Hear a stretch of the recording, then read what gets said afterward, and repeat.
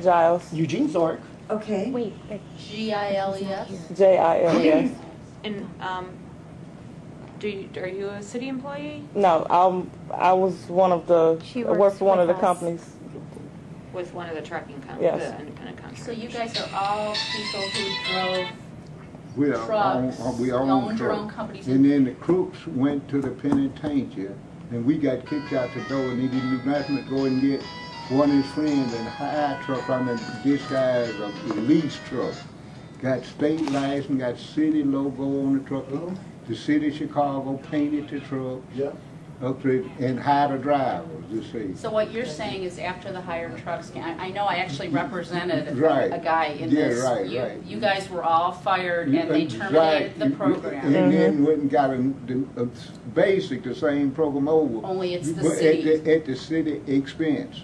You see, by painting the trucks red or green, you getting, I don't know who bought the license, but they not city municipal license, they state license. Will rent.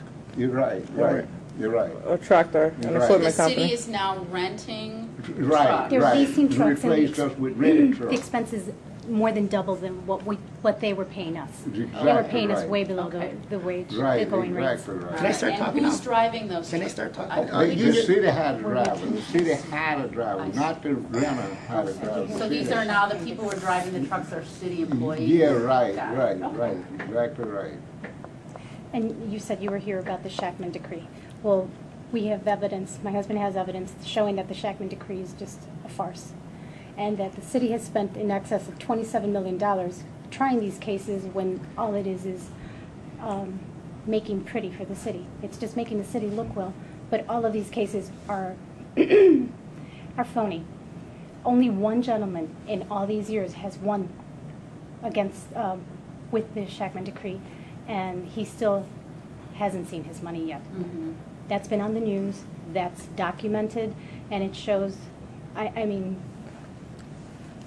we were trying to use the Shakman decree to try and get our jobs back. We were legitimate companies. All the people that were working, that were fired, have been rehired making double the amount that they were working with the city. How is it that they have gone to jail, the news has shown that they were corrupt, there's evidence of all of this, and they're working and we're not? Well, the people that went to jail are not working for the city anymore. I mean, forgive me, but actually, like Little I House said, Trucking, Little House Concrete, he got caught, did 10 years. He took our job, selling drugs. He didn't make it to the hired truck program. He didn't make it at all. now you're talking about something somewhat different. Oh, no. They gave him a $1-point-something million contract. The city. The city. And this part is of the issue, I think, maybe we're going to put all this with Shakman because I asked for Shakman for help. Well, and let me explain a little. Maybe this will help a little bit. But in terms of the monitoring that this office does, it's limited to employment actions. So, for instance, not firing of contractors. That's procurement. We don't even see contracts. We've never seen a contract for an independent vendor or any. We never have had an opportunity to understand the process, study it, or do anything about it. When Noelle Brennan was appointed, the judge intended to make sure that the city's hiring of employees within the city as regular city employees, career service employees, other employees who are covered by the Shakman requirements, that they not be political hires, that process not be rigged. So for instance, if there were interviews of people coming in to work as a plumber at the city of Chicago,